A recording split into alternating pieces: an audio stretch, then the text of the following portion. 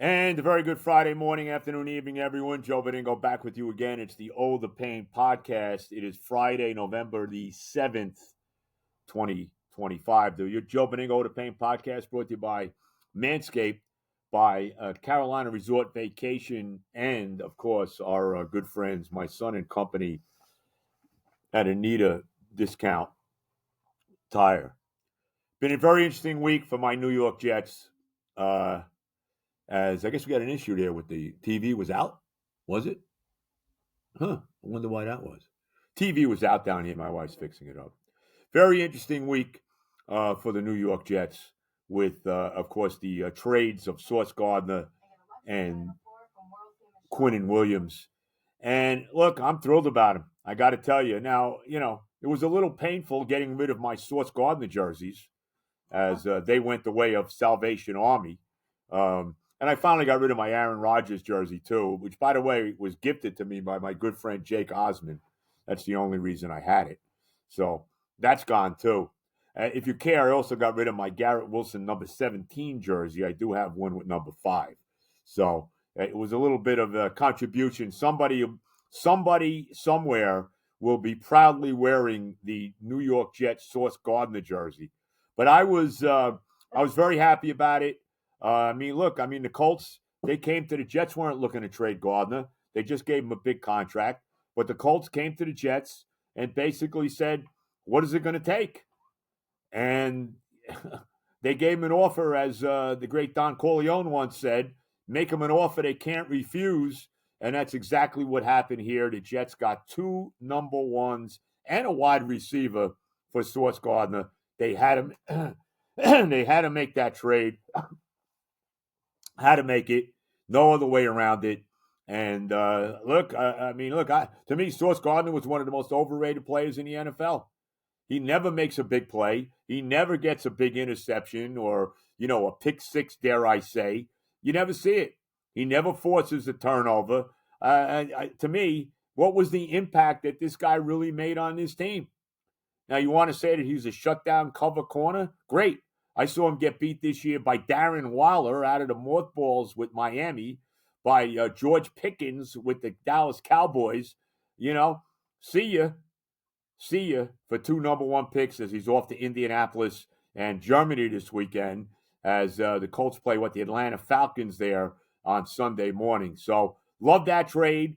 And then not too far after that, we found out that Quinnen Williams, who wanted out, we found out later that Quinnen Williams actually wanted out.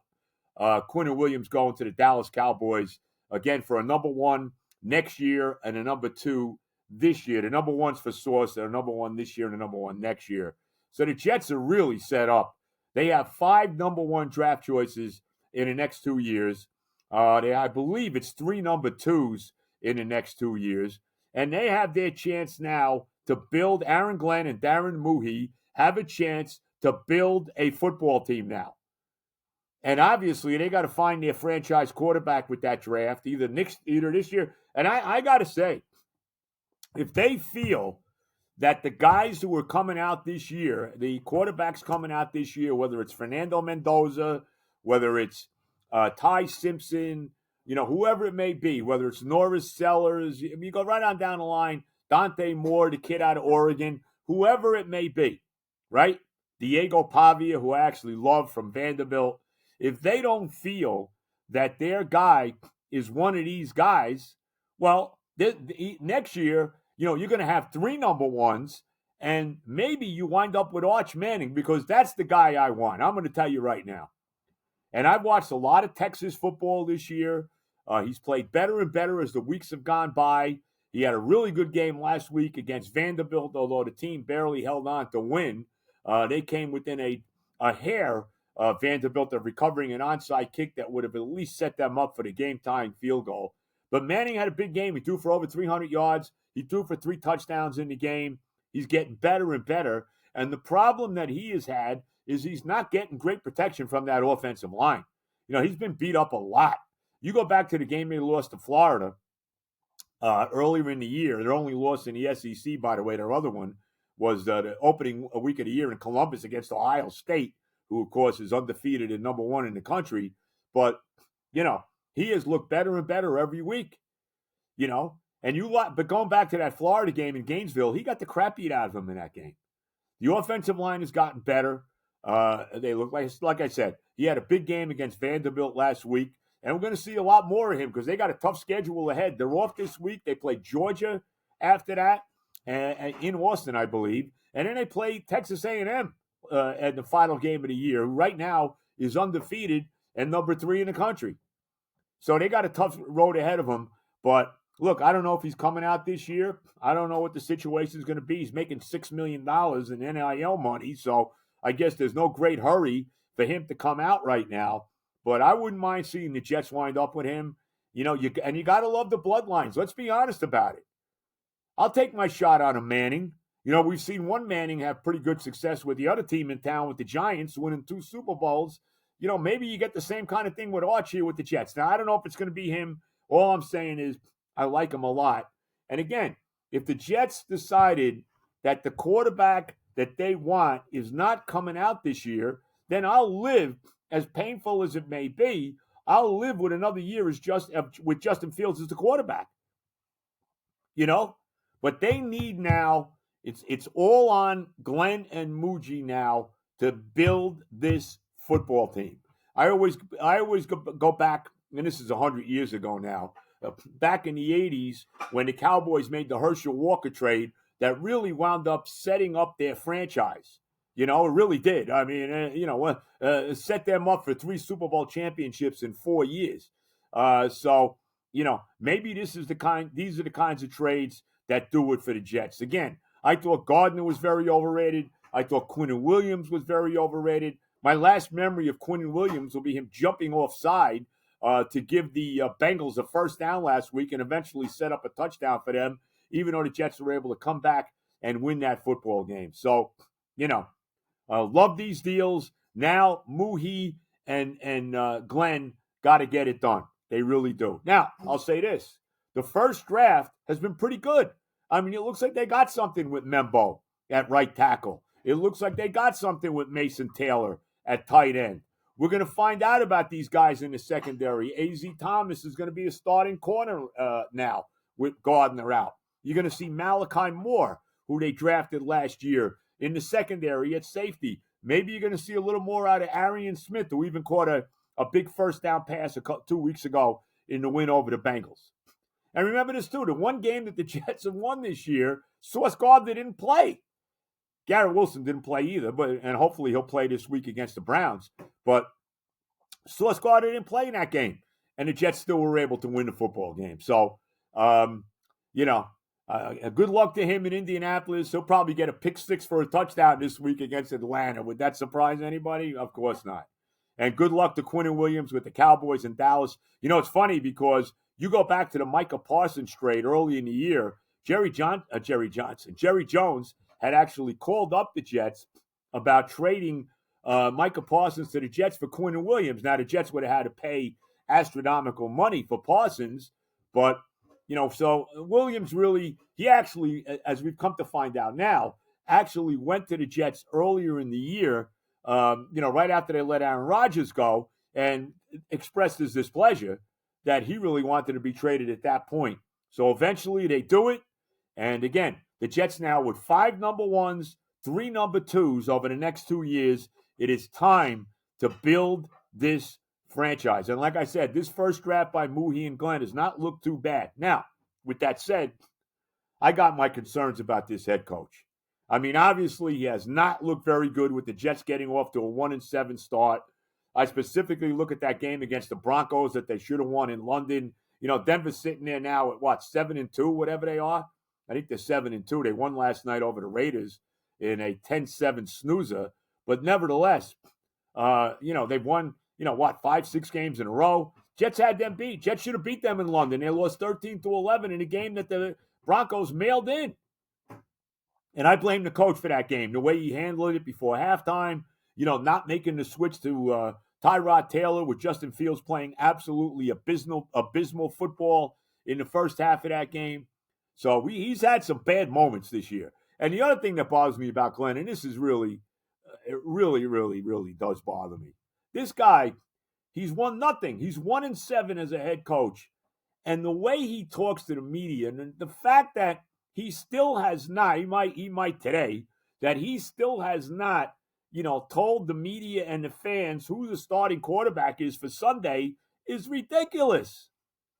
And let's be honest, everybody knows who's going to. We all know that the starting quarterback Sunday is going to be Justin Fields. I mean, to me, I don't see how it could be any other way, especially after the performance he had against Cincinnati. So I don't get it with Aaron Glenn. I really don't. I had to look for something. My wife had to look for something. She's preparing for Thanksgiving. I don't get it with Aaron Glenn.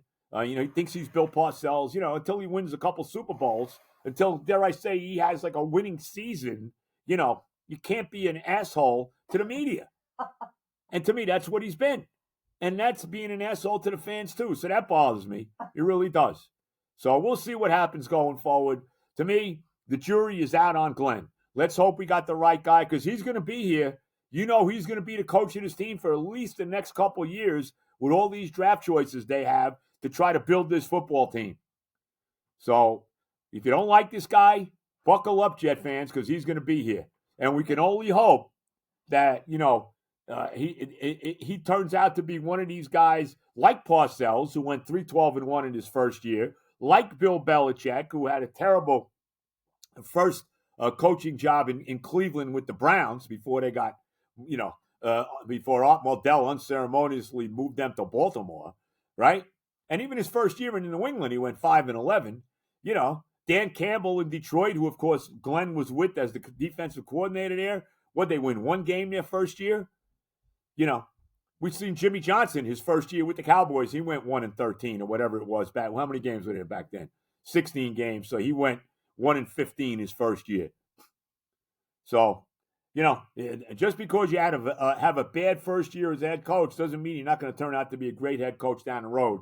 That certainly has been proven with great head coaches in the past. We can only hope that that's the case with Aaron Glenn. He has not got off to a very good start. But if you're a Jet fan, man, you got to love these trades. No other way to say it. You absolutely have to love them. And now, we still got 9 games to go. And by the way, I'm so happy they didn't trade Breece Hall. I really am. Because to me, you can talk about Garrett Wilson all you want, and I love Garrett Wilson. The best offensive player on this team is Breece Hall.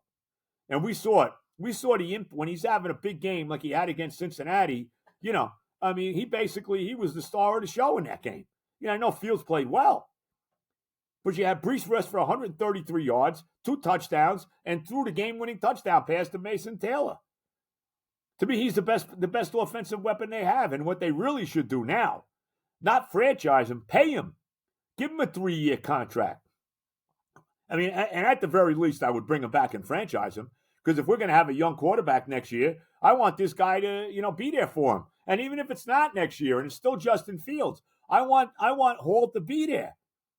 And that's a terrific 1-2 punch with him and Isaiah Davis. And who knows about Braylon Allen? He's out for the year. Our last memory of him this year is fumbling basically on the goal line in Miami.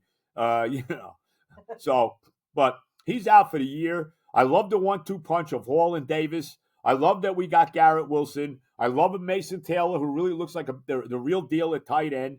The offensive line has started to play. It really has. Let's see if we got something with these receivers. This guy Mitchell they got from the Colts in the Gardner deal. And this guy John Mechie, who they got in that trade for Michael Carter with the Philadelphia Eagles, who's got a lot of potential, who I believe actually had a bout with cancer his rookie year. At that point with the Houston Texans, but we saw a lot of him with Alabama. He's very fast, that kind of receiver. So let's see what happens. But maybe the offense is starting to really look good. And I'll tell you, the other kid that really looked good was this kid Isaiah Williams. I watched the Bengal game again. They replayed it on the NFL Network last week during the week, and I'll tell you, this kid, Isaiah Williams, he had a big impact on that game. Not only returning kicks, but he caught 3 big passes in that game. He had a reverse for a first down run. Remember, he was cut earlier in the year by Aaron Glenn after a big fumble on a kickoff. So, Who knows? I mean, this kid looks like he might have something. Even Tyler Johnson had a big game, caught 3 passes and a touchdown in that game. So maybe the offense is starting to show signs of life. As long as the offensive line can protect Justin Fields and they can run the football, you got something going with that offense. Now, the defense is something else, And I know they had a couple of weeks where they only gave up 13 points. The game against Denver and London, the game against the crummy Carolina Panthers, even though they're 5-4 and just beat the Packers, not exactly pretty games. But then they gave up 38 to Cincinnati, who has got a great offense, can't play defense, as the Bengals scored 42 last week and lost to the Bears. But anyway, we'll see. I want to see these young kids on defense. I want to see more Jermaine Johnson and Will McDonald. And, and I don't. And how about this, too? And this didn't make any sense to me. How about the fact that Aaron Glenn is benching Quincy Williams, who to me is the best linebacker they have? He just came off being on the IR for 4 weeks. He played his first game last week. Now he's benching him. Let me ask you a question. Why didn't they trade him? His contract's up at the end of the year. If they were going to bench him anyway, maybe he's trying to send a message to him. I don't know. But if they were going to bench him anyway, why the hell didn't they trade him? Even for a 4th-round pick or a 5th-round pick. Just trade him if you're not going to pay him and you're not going to play him. That didn't make any sense. But let's see what happens going forward. Very happy with the trades. And let's win some games. They got 9 games left to play. How about we win 4 or 5 games? They're still going to have a very high draft choice. There's no doubt about it. They're not going to finish any better than 5-12 or 6-10, 6-11 at the best. I want to win games. Go beat the Cleveland Browns. Go beat the New Orleans Saints. Go beat the Miami Dolphins. Go beat the Atlanta Falcons. Dare I say, win a game against the damn Patriots who, are back on track again with Vrabel and Drake May. So we got a lot of football to be played. Let's see some progress. Let's feel good. Let's leave it this way, Jet fans. Let's feel good about the head coach at the end of this year. Let me see him. Let's see this team play some damn good football the rest of the way, even if they don't have Sauce Gardner and Quinnen Williams. All right, let's get the sponsors in here. Of course, we all know about my favorite, Manscaped. I love Manscaped. We've talked about it forever. Talk about them taking care of the lower extremities and giving you the illusion of extra inches. That nothing better than that. Look, if you can't have legitimately a few extra inches, you might as well get the illusion of a few extra inches, and that's what you get from Manscaped, especially with the Lawnmower 5.0. But now it's time to talk about stepping up your grooming game on your face. The face shaving products from Manscaped are the ultimate grooming tool designed to deliver precision and comfort in sleek and easy-to-use devices. Whether you're looking for a trim, a shape, a detailed touch-up, Manscaped face shaving products are built to handle shaving your face with ease, crafted for efficiency and the perfect addition to your grooming arsenal. And you can use my code PAIN, PAIN, for 15% off your entire order at manscaped.com. Check it out. The Handyman, just like me, it's sleek, powerful, and a compact face shaver that helps guys ditch the mess. Cordless and designed for convenience, it easily fits in a bathroom drawer or slips into an overnight or gym bag for easy grooming to go. Join the over 12 million men who trust Manscaped and upgrade to the Handyman Rocket Man. You can use my code PAIN for 15% off your entire order at manscaped.com. 15% off, free shipping with the code with the code PAIN at manscaped.com. Don't miss out. Upgrade your grooming game with Manscaped today. Use the code PAIN. And don't forget, the underwear from Manscaped, the shampoo, air conditioner, and even you can use it as a body wash. Manscaped, the Lawnmower 5.0, the Handyman, the Chairman, the underwear, the shampoo, they got it all at Manscaped. Tell them Benigno sent you. Now, Carolina Resort Vacation. I've been talking about that for a while. Great place. My kids were all down there in the summer. Plan your next getaway at North Myrtle Beach. If you're looking for the perfect vacation spot, check out Carolina Resort OBLV Unit 2 in beautiful North Myrtle Beach, South Carolina. They got everything there. 5 spacious bedrooms, each with a private en suite bathroom, Very, very convenient for everybody involved. A fully stocked kitchen ready for family meals or group cooking nights. Arcade-style gaming table with 150-plus classic games. Smart TVs in every room. Entertainment for everyone. Steps from the beach. Minutes from the Barefoot Landing, the mini golf, Ripley's Aquarium, and the Myrtle Beach Boardwalk. And, of course, all the great golf courses down there in Myrtle Beach. The unit is freshly renovated, spotless and spacious, perfect for family trips, group getaways, a relaxing retreat by the ocean.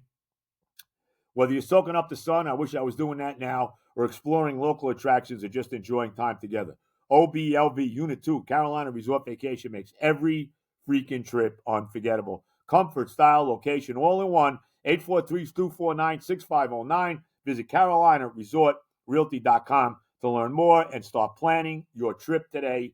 843-249-6509, Carolina Resort Vacations. And, of course, if you're looking for anything involving your car, anything in your automotive needs, you got to go to Anita Discount Tire, beautiful Rivervale, New Jersey on Westwood Avenue. See my son Johnny, see his great boss Ari, see Rob, one of their outstanding mechanics. They'll inspect your car. They'll give you a new bunch of tires, whatever you need. You need an oil change, whatever. You need a new engine. They'll take care of it at Anita Discount Tire. Again, on Westwood Avenue, beautiful Rivervale, New Jersey. Tell them that Joe B sent you. All right, the Oda Pain podcast. Let's get my picks in here for week.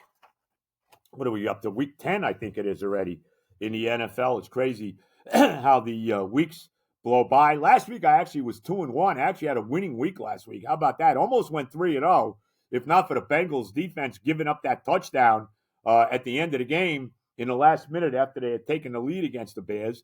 Even if they gave up a field goal there, I would have covered because they were getting 3, and they would have lost only by 2. But it didn't happen. So 2-1 last week. 1 with the Niners, laying the 2.5 against the Giants. 1 with the Steelers, getting 3 at home against the Colts. They won that game outright, and lost with the Bengals, getting 3 against the Bears. That disastrous last minute of that game. So here we go for week number 10. I'm taking the Jets getting the 2.5 at home against Cleveland. I think they're going to play well here. And we're going to find out a lot about Aaron Glenn as well, as far as how he has his team prepared after the bye week. This team is never, I don't know what the exact numbers are. This is a football team that has never performed well after the bye. I don't care who the coach was. So let's see if Glenn can get this team ready to play, especially after the shock in the locker room of trading Gardner and Williams. Let's see if he can be ready to play football this week. Justin Fields is going to start, which is ridiculous that Glenn has not said it's him.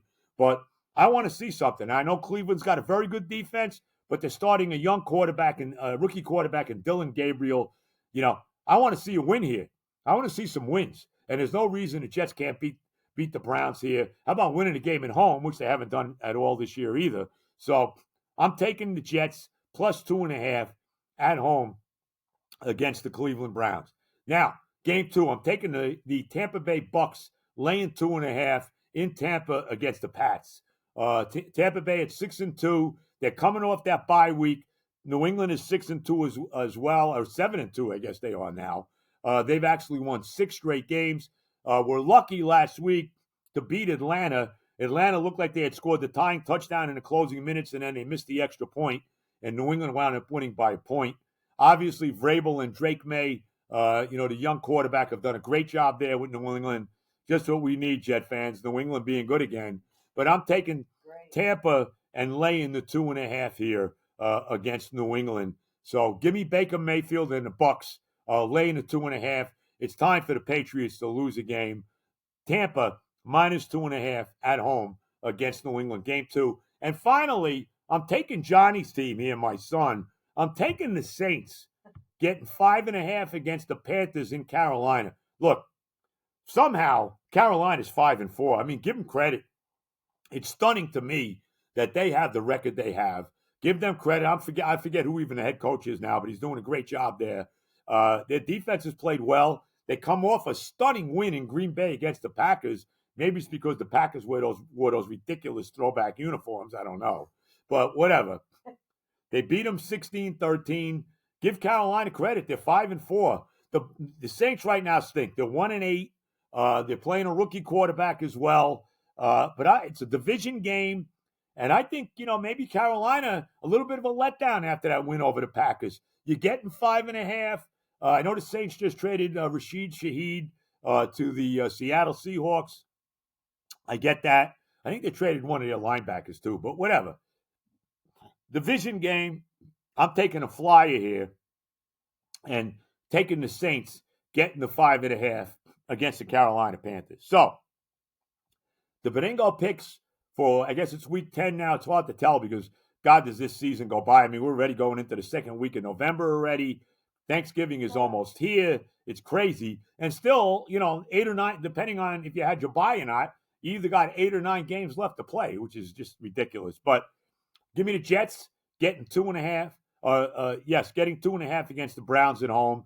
Give me the Bucks laying 2.5 at home against New England. And give me the New Orleans Saints plus 5.5 in Carolina against the Panthers. Benigno's picks for, like I said, I keep thinking it. I believe it is week 10 in the National Football League. Now, before we leave, you heard me sing a couple weeks ago. You're going to hear me sing again now. And this is a little tribute to the city I love, okay? Which has some issues right now. So here we go. Here we go. In all due respect to the great Frank Sinatra and Liza Minnelli.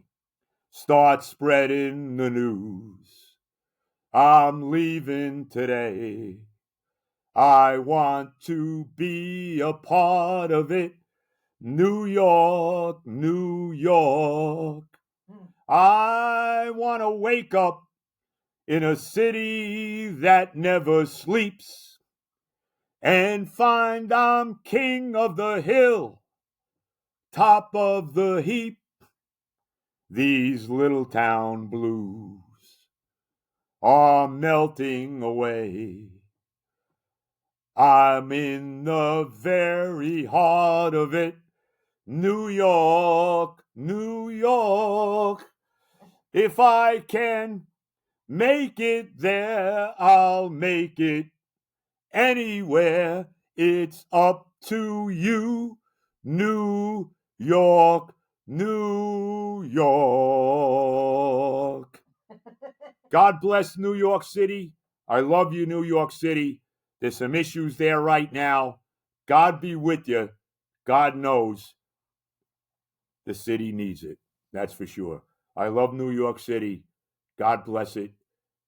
May God be with it. All right, everybody. God bless America. All the love to everybody out there. Enjoy the football this weekend. Check me out tomorrow with my long show, my 2-hour riveting 5 a.m. to 7 a.m. show on WFAN. What else can I say? Good luck to the Giants this week. Giants got a tough game in Chicago against the Bears. I don't feel too good about it. We'll see what happens to them. But everybody, all the love. God bless America. And we will talk to you on Monday.